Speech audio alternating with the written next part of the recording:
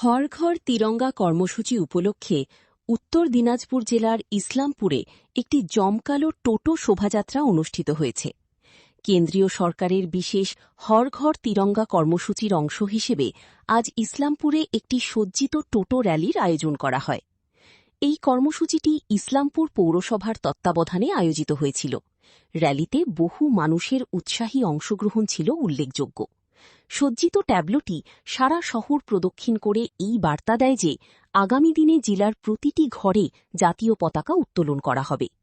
এই অনুষ্ঠানে ইসলামপুরের বিধায়ক কানহাইয়ালাল আগরওয়াল, অন্যান্য কর্মকর্তা এবং বিজেপি নেত্রী শিউলি চক্রবর্তী উপস্থিত ছিলেন। সরকারের হর ঘর তিরঙ্গা কর্মসূচি, এই কর্মসূচিতে ইসলামপুর পৌরসভা এলাকায় একটা টোটোদের আমরা প্রসেশন বের করছি। এখানে শিউলি আছে, আমাদের এক্সিকিউটিভ অফিসারও আছেন, সবাই আছেন। এই র্যালিটা শহর পরিক্রমা করে আবার ওই হাই স্কুল মাঠের সামনে গিয়ে ওখানে এই র্যালিটা শেষ হবে। তো অনেকগুলো প্রোগ্রাম আছে, গতকাল থেকে আরম্ভ হয়েছে। আজকে আবার আমাদের পৌরসভা থেকে মিলনপল্লীতেও একটা প্রোগ্রাম আছে।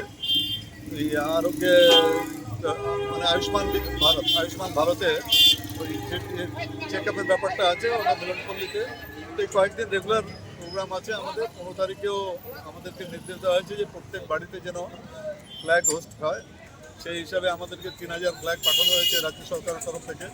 আমরা সব কাউন্সিলরদেরই 100টা করে ফ্ল্যাগ দিয়ে দিয়েছি, ছোটোতেও ফ্ল্যাগগুলো দিয়েছি। 15 তারিখে যেন সব জায়গায় তিরঙ্গা থাকে, সব বাড়ি, সব দোকান, সব গাড়ি, সব জায়গায় তিরঙ্গা ছাড়ায় যেন। এই ব্যাপারটা আমাদের ইউ সাহেবও আছেন, আমাদের রাজ্য সরকারের নির্দেশ দিয়েছে, আমরা সেটাই পালন করছি।